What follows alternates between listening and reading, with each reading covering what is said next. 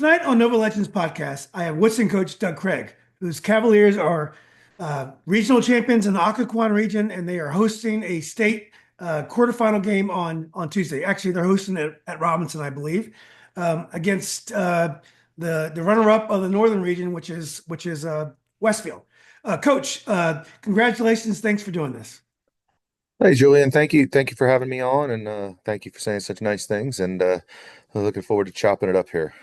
Yeah, it'll be great. Well, offline we were talking quickly about Randy Bills Yeah. from Battlefield, and as a fan of the public basketball circuit and coaches, I always it's disappointing when great coaches, professional coaches, and do a great job, leave their job, and sometimes you need a change, and so maybe he'll come back. But I was really just disheartened to hear that Randall Bills is leaving Battlefield.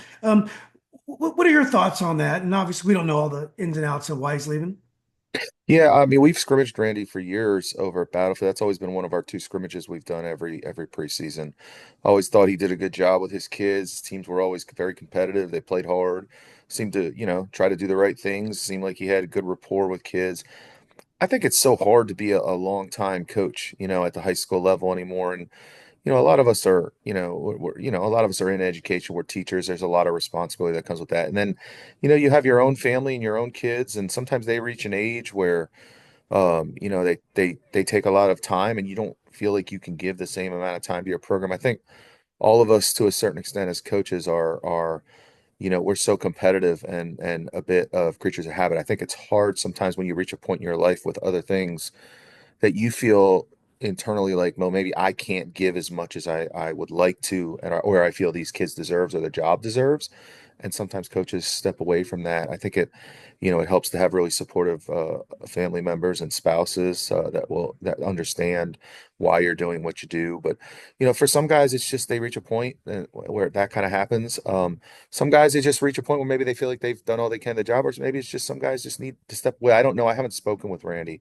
I was going to reach out to him after the season just to see how he's doing, but it's disappointing when you lose guys that have been in it for quite some time. I think Randy's been the head coach out there close to 10 years now, maybe Wow. even more. So, obviously you lose a guy that's experienced like that.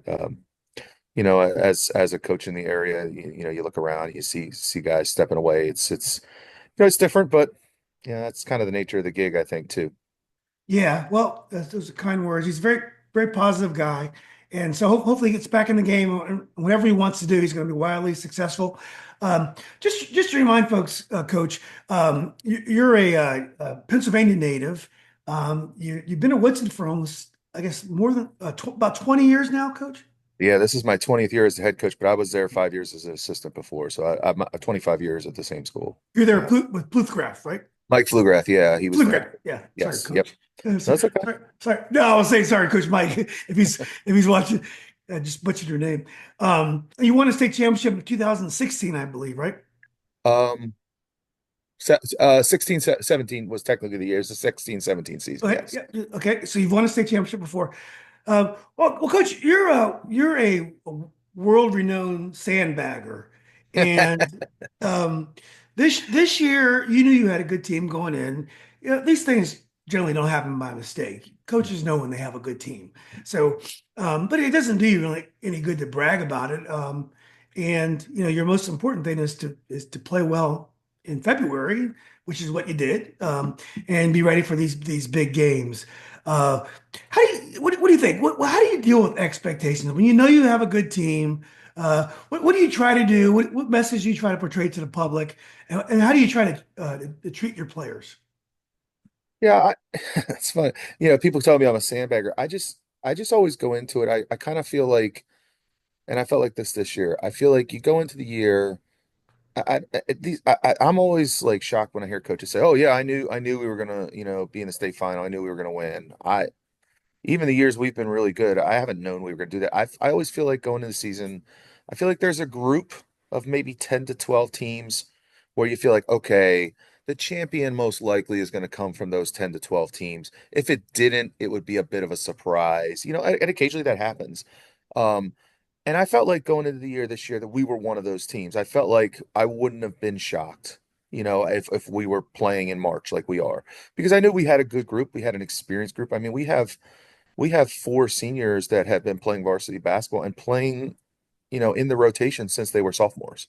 Now, that's a lot of experience for a high school team. Kids that have seen big games, they've won big games, they've lost big games, they've had to play with the ball in their hands at important spots. We kind of made that decision 3 years ago to kind of we saw this group having a lot of potential and we wanted to, kind of give them the opportunity.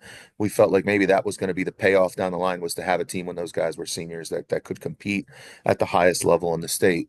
But I don't ever feel like, I don't ever go into a year feeling like, oh, we're the odds-on favorite to win the state. Like I just don't feel that. If that makes me a sandbagger, then I guess I'm a sandbagger. I just don't feel that way. And I would never say that. I liked our team going into the season. I felt like we had a good group. We had a lot of guys back that had played.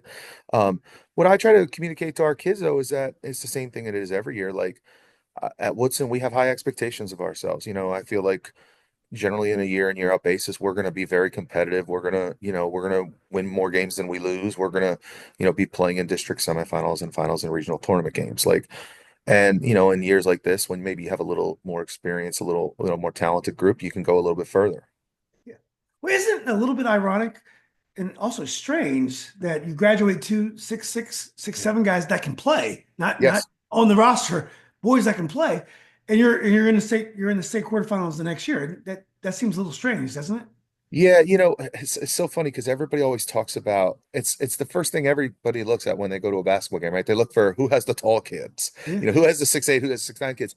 I really feel like 95% of high school basketball comes down to your guard play. It's still a guard dominated level because there aren't as many big kids. And even the big kids you have, they're still 16, 17, 18 years old. They're still young. yeah, They're not finished products. And there's so few big kids that a lot of the kids aren't used to playing with bigger guys. So it comes down to a lot of time, I feel like your guard play. And if you have really good guard play at the high school level, particularly in the public schools, I understand the private schools different because they can recruit and they have more size. But if you have really good guards in public high school basketball, you got a shot because you can control the tempo, you get better shots, your kids handle pressure better. So I've always feel like a lot of times it comes down to the guards and I think if you look back at the state champions in recent years, they've always had really good guard play. Like South Lakes last year, I know Jordan's is a great player right. and I would never take anything away. And he is the engine that drives it. But Brian Kennedy was pretty important last year. And in the state final, Brian Kennedy delivered and he's always got the ball in his hands. When we were really good going to state semifinals all these years, we had Eric Bowles. The ball was in his hands all the time. Yeah, And when you have a guard like that, the other team, it's hard for them to get the ball out of his hands, and he controls so much. yeah, So I feel like, a lot of times everybody looks at the size, but a lot of times it does come down to your guard play. And if your guard play is solid and steady, you got a shot. yeah. Well, shout out to Eric Bowles. I went to high school with Eric Bowles Sr., so I know Eric really well. Yeah, he was a great guard for you. How would you compare this team to some of your other great teams, your state championship team, the teams that Eric played for before the state championship? But how does this team rate compared to your other great teams? Yeah, I mean, I think this is I mean, it's hard to say, I get the question, oh, you think this team could beat the team that won a state title? I don't know. Like they're totally different kind of teams. That team we had, 6'7", 6'7" inside, in addition to, wings that like shot the heck out of the ball. And we had a really steady point guard with them and Simon Mola. And then the Bulls teams that went to the state semifinals 3 times. I mean, Eric was state player of the year as a senior. I mean, he's one of the better point guards I've seen in Northern Virginia that and I've been here 25 years. So in my opinion, he's one on the handful, of best point guards I've seen. So a little different. I mean, I think this team maybe we might not have a an Eric Bowles level guy on this team right now. I think our sophomore could be that guy eventually. He's I think just so. young. Yeah. But we have a lot of very, very good seniors that are really tough-minded and they love basketball and they work really hard. And so it's a different kind of team. It's not necessarily the team that's a star power kind of team. I feel like it's a team with a lot of really good players that play well together. Yeah. Well, let's talk about the team. Let's start with your backcourt. Great backcourt. Theo Burke, senior guard. Noah Limbago, hope I pronounced his name right, senior combo guard. And Kalen, what's Kalen's last name again? Chilton. Okay, another a sophomore combo guard that can do it all. I Yeah. saw a left-handed dunk in traffic on Instagram the other day. So yeah, talk about your backcourt first. Yeah, Theo, let's start with Theo, because in a lot of ways he's kind of I think he's been the steadiest player we've had. He was sick in the middle of the year. For a couple of weeks, he wasn't as good. I think he had the flu bug or something like that. He was out for a game and he just wasn't himself for a couple of weeks. But for the most part, been really consistent all year. He's committed to play at York College in Pennsylvania next year. He's a 3-year starter. He's been all district all 3 years. I honorable mention second team and second team. Um, he can score, he can distribute. I think the thing about Theo, he's a really good defensive player. He was on our all defensive team this year. And I think one thing about Theo is he is a very tough-minded kid and he is not afraid to take the ball at the end of the games to take the shot. Like there's a lot of kids think who think or say they want the ball at the end of the games, but some of them don't really want it. Um, and I saw Coach Desmond talk about that earlier today. I think he's one of those guys who wants the ball at the end of the game. He made a game winner against Yorktown. He made some really big plays in the district championship game. Had a great fourth quarter. He scored like 11 points in the fourth quarter of the district championship game. He's just a really tough-minded kid. Limbago is the player Hold of the on, year. before Sean Burke is Yes. Theo's dad. He's the Yep. coach of Woodson soccer team. He was a Yes. Washington Post coach of the year. Great guy, great coach. Yeah. Good. So Theo didn't he didn't gain those attributes by mistake there. Listen, I'm not giving any of the credit to Sean. I'm giving it all to his mom, Jane. She's the one. No, yeah, Sean's a great guy, good coach. He's been a part of the Woods community for a long time as a soccer coach. So, Yeah. he's done a great job. And then Noah Limbago is the player of the year in the Patriot. Um, Physical, very strong, athletic kid, about 6'2" ish, 6'3". Um, he is a competitive dog, as a lot of coaches would say. Plays tremendously hard, does a little bit of everything, kind of a Swiss Army knife kind of player, can do a little bit of everything, handles the ball, can rebound. He defends the other team's best player a lot of nights. He was on the all defensive team too. In fact, he was the top vote getter in our league for all defensive team. Um, he's a little emotional. Noah's a little bit of an emotional guy, but he's a fierce competitor and plays really hard. He's had a really good year. So funny, when he was a younger player, he was kind of like an undersized post player. He's a little chubby, and he like reworked his body, and now he's dunking everything, and like he has worked so hard. He's going to play somewhere next year. He has a Division II offer to play at Shepherd College. He's got a Oh, bunch of oh, it's a great degrees. program. There's a chance he might prep. He might go to a prep school for a year, so I don't think he's quite figured out, but he's going to play at the next level at some place somewhere. Um, and then Chilton is a sophomore. He was first team all league this year, Patriot, and he was second team all conference last year as a freshman. He's our leading scorer. He's averaging over 14 points a game. He uh, he's like like a lot of sophomores, sometimes a little inconsistent. He has his 25-point game, and then he might follow it up with a 7-point game. A tremendous talent, really good athlete, very quick, great handle, explosive. I think he's one of the players in this tournament, and I don't know if there are tons of them, but I think he's one of the players in this tournament that on a given night can go off for 25 against anyone. And it doesn't really matter what you do. He's got those kind of scoring chops. He did that kind of in the second half against Hayfield in the regional final. He scored 16 points in the second half. And he just took over the game. And Hayfield's a great defensive team. They have really good players, and they rotated guys on them. They doubled them, and it just didn't really matter. And there's not many guys that can do that kind of stuff at that level. Now, he doesn't do it always consistently, because he's still so young, but he has that kind of ability. He's got an offer from West Virginia. He's very That's right. talented.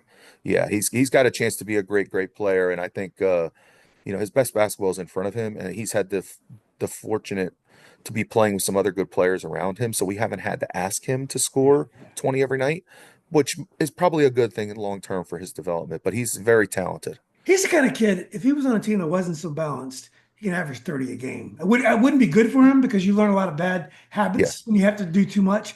But he's that kind of player that could be a scoring legend if he had to be. yeah, Again, I'm not recommending that because you don't learn when to pass, when all the lessons you need to learn to get to the next level. You don't learn when you're that player. So Yeah, I think it like anything else in life, right? If you're surrounded with other good people around you, it tends to elevate you. yeah, And I think, in terms of development, when you have a very young, talented player, the more good players you can put around them when they're young, the better it is for them, like big picture. yeah, And I think he's been fortunate to have these other guys around him. I'm sure there's some times where he feels like, man, I could go out and get 25 tonight, oh yeah, but I'll get 10 and get 7 assists and and play within the framework of the team. And he's been good with that. yeah. So, and William Taylor is one of your senior forwards, right? Yeah, Will is our senior forward. He's committed to play at Case Western Reserve in Ohio. Outstanding student. Like Will is one of the top students in our building. Case Western is a really good Division III school, really good Division III basketball program as well. I think Will has kind of been our quietest kept. He's been like our glue all season. He rebounds. He's not a huge scorer. I mean, he can score, but it's not really his game. He's really a very good ball handler for a big kid. He's a good passer. He rebounds. He's really smart defensively. Blocks some shots. He does a really job. He's played really well in the playoffs for us. He's been really really good in both the district and regional tournament. Yeah. I hate to say this, but Dermy Marshall really likes that kid. So Yeah. I hate to put that on William, but Dermy is a huge fan of William too. He's Yeah, one of those players other coaches like yeah, because and I think sometimes they don't realize how good he is until they play against us and they're like and Carlos Poindexter said that to me after the regional championship game. He's like, man, Taylor was really really good tonight. He's yeah, like, I really like watching him play.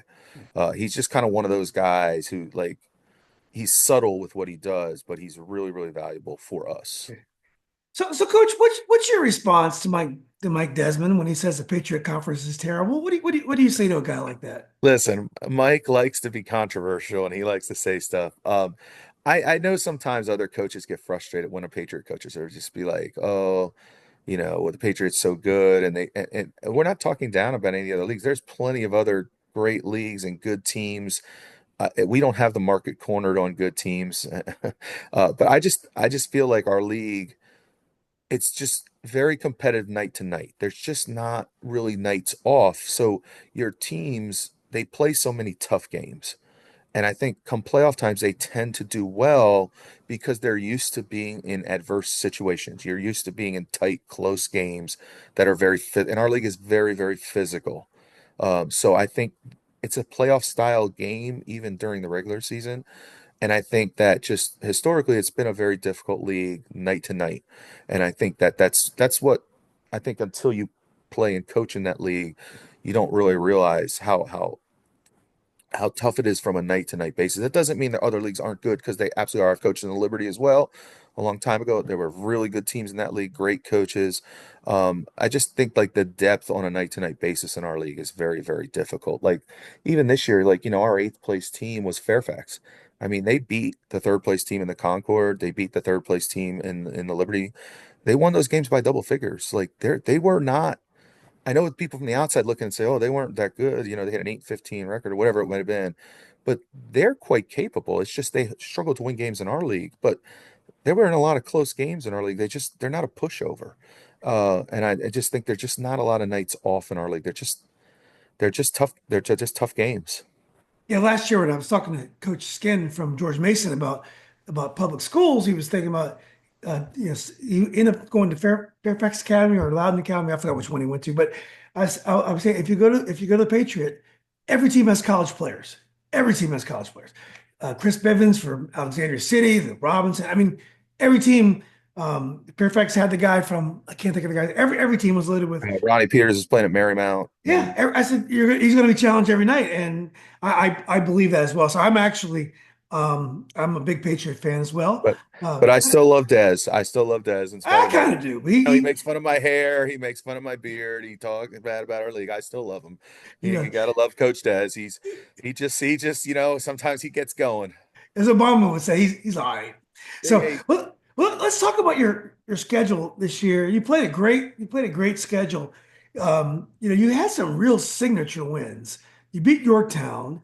You beat Roosevelt. You had two nice wins in the Pennsylvania tournament. You beat you beat Hayfield recently, but one of the biggest wins of the year was against Kings Fork. yeah, Great program on the road. I'm not. It might have been a neutral site, but I know it was yeah. down. in the Tidewater area. But you had some signature wins this year. Yeah, we started the year off at South Lakes. That did not go so well. The first game of the season, we did not play very well, and they were excellent, really ready to play. I don't think necessarily we were. That was probably on me not getting them ready. We came back for our tip-off tournament. We played two really good teams. We played Edison. In that we were able to knock off Edison the first game of our tip-off tournament, and then we played Yorktown the next night. We won a game on a shot at the buzzer. We played both those games without Kalen. He was out sick. He had the flu, and missed those two games early in the year. And then we came back later that next week. We played Hayfield, and they took it to us. We just had a hard time scoring that night. They just defensively just kind of shut everything down. I think we scored like 36 or 38 points or something like that. And then yeah, we played at a couple like 1 day kind of showcase things. We played Roosevelt over at Alexandria City in the Big Bob Classic. Roosevelt had a really good year. I think they won over 20 games in DC. I think they finished top three or four in the inner high. They were a good team, had a couple good players, had a guard, has multiple Division One offers. I thought that was a good win for us. And then we played down at Woodside High School in their 1 day event. Kings Fork, I think, who only lost 3 games all year. I think they lost in the regional semifinals. I think they in the 2-3 game, like the 2 seed, 3 seed game. I think they lost to Maury. They only lost 3 games all year. They lost to Maury. They lost to us and Oscar Smith. They were, I think they were like 22-3 or something like that. So that was a really good win. You know, anytime you travel down to 757, you're able to take on one of their better teams down there and win. I think that's a really good win. And then, yeah, we played our Christmas tournament up in Pennsylvania at William Allen High School in Allentown. We won 2 games up there. The second night we won the championship against the host William Allen, who's actually still playing in the state tournament.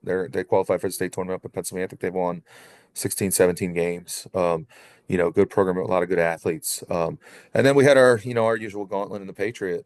So the schedule was difficult. And by design. I mean, I knew we had a senior laden team that could handle these tough games, even tough games on the road. Yeah. Well, look, you had to beat Hayfield, qualify. Well, you beat Hayfield in the regional final, and you really didn't know who you were going to have to play. If you won the game, you lost the game. Any team that you play would be tough. Whether it's Westfield or South Lakes is going to be tough.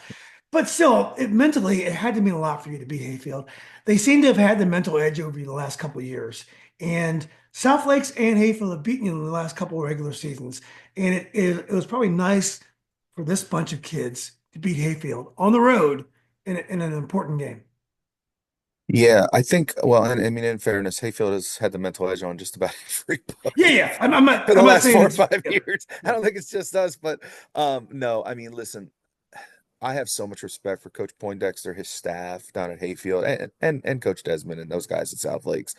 To see what those two programs have done over the last 3 to 4 years, and the consistency at which they've done it, you have to admire it. I think they're both class guys. They run class programs. Their kids play the right way.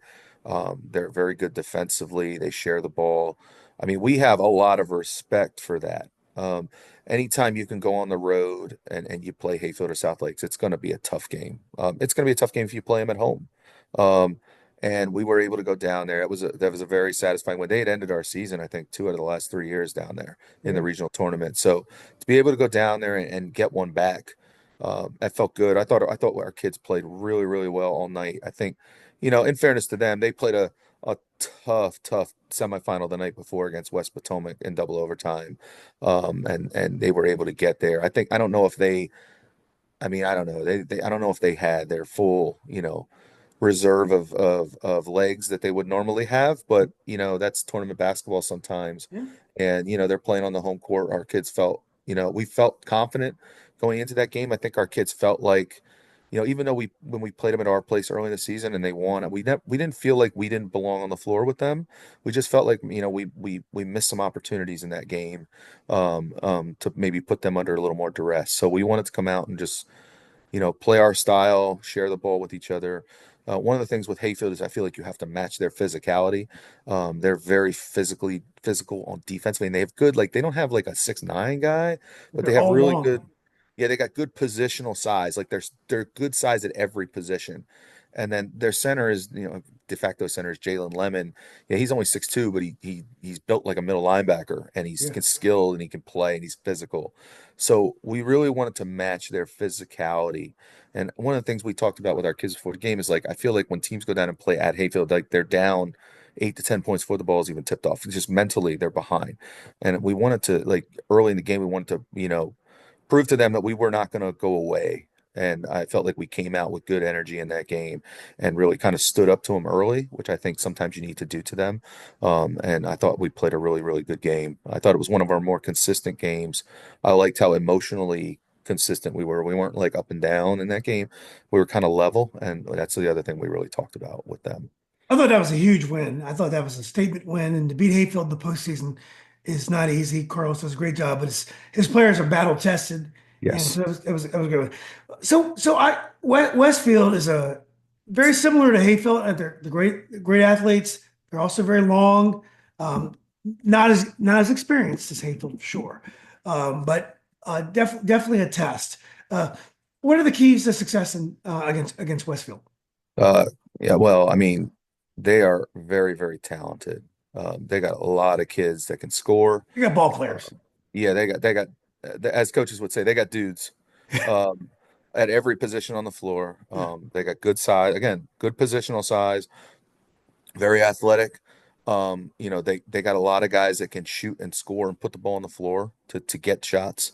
So I think one of the keys for us is going to be defending as a unit, not necessarily individually, but as a unit, making sure we're in good position, help side, recovery, rotating. Because they're gonna score some points. They're just too talented not to. They start point guard with the Stenberger kid is really, really good. You Yeah. have to kind of try to control him as much as you can because he's an elite distributor and he's very quick. And then you got Lemon and Brown on the wings that both can shoot, that both can score. Very talented guys. I think both of those guys can be number one scorers on a really good team. And then they got size with Robinson and Matthias Lee down inside. They're both, I think Lee's like 6'6", 6'7". Robinson looks like he's 6'5", 6'6". Good position side, but those guys are both also skilled. They can step out and shoot the ball. They can put the ball on the floor a little bit. They're athletic. And then they bring a couple guys off the bench that the younger brother, Matthias Lee's younger brother's pretty good. Stenberger's younger brother's pretty good. And number two comes in off the bench and can shoot the ball. I mean, they got two freshmen there that are both very talented. It's a really good team. And then on top of it, I mean, it's bad enough to how much talent they have and how good they are. Then you got Coach Harris and his staff on the bench. Coach Harris, two-time state championship coach, and a very experienced staff that knows what they're doing. So you're not going to like throw out a weird exotic something that's going to, stymie them. You're going to have to just line it up and play well and try to do the best you can to stay in the game. Some coaches told me they think they're the most talented team maybe in the state in 6A. So we're going to have our hands full. They're really good. Obviously they split with South Lakes this year. I think they played 4 times. They've each won twice. It goes to show you that they can play with just about anybody. I know they've played a very difficult schedule, so they've lost some games, but I think he's challenged them schedule wise. So it's a tough opponent as it should be. I mean, honestly, there's 8 teams left playing. Everybody's really good. Everybody's got guys that can play, that can score, that are going to play at the next level. Like all these teams are capable. So you just gotta prepare and control what you can and try to play your best game at the right time. Yeah, it's a very different challenge than South Lake. South Lakes will be trying to gear down to stop primarily one player, but they have other guys that can play as well. But Westfield, they can come at you at waves, but Yeah. they're young. They're young, so Yeah. it's going to be interesting because you guys are not young. Chilton is a young guy, but you guys are very experienced. It's going to be great. Well, Coach, I got a date with Coach Priester. So, but look, I'm glad we did it. We gotta still do a one-on-one. I'll get you one of these days in the off season. But look, best of luck. I know you worked really hard to be at this spot. You've got a great team. You've done everything to put your team in the right position to advance. I just want to wish you the best of luck. Thanks, Joey. And listen, thank you guys. Thank you for continuing to do the podcast. I think there's not very many outlets that still are covering high school sports on a regular. And I appreciate you having me on and let me talk about our group a little bit. And hopefully we'll be able to talk again soon. I don't know, we'll see. Exactly. I don't talk to any losers, so you got to win. I But know. Hey, listen, 5:30 Tuesday at Robinson, it's at 5:30 your game. Our game is yeah, because it's a boys girls doubleheader. It's Robinson's girls, so they're taking the late game. I might be So able to go to your game then because I was gonna. Yeah, that's good. Yeah, yeah, yeah, listen. Sometime we got to talk. I am not a huge fan of this home games in the regional semifinals, finals, and state tournament games. I think it's ridiculous that we're not playing neutral sites. And I yeah. would say that if we were hosting the game at Woodson, I think it's. I like that our games are neutral site. That's the way it should be. I don't like this home game. Teams are playing on their home floor in the state tournament. I understand you get teams from different areas. One team's going to have to travel if it's a lower seed, but I don't. I think it should be a neutral site. I don't know what we're doing, why we're They just need playing to at go these back to homes. everything we were doing 40 years ago. Just go back because Well, we had. I mean, I'm not. I really liked, honestly. I liked the format they had a couple years ago when they had the super site and they had like Yeah, all the 6A games at one place, and then they rotated year to year, different parts of the state. I thought that was a really cool concept, and it gave it a real tournament feel. yeah. But I'm not a fan of playing games in state tournaments, state quarterfinals on home floors, and I think the state semifinals are at home floors too. Like that's. And I they don't think do. teams should have a home court advantage to get to the state final.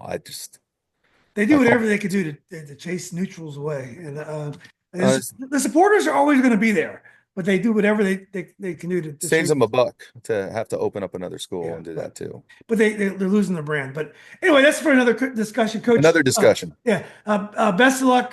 Say hello to my friend Coach Harrison, and we'll talk soon. We'll do. All right. Thanks, All Julian. right, thanks, Coach.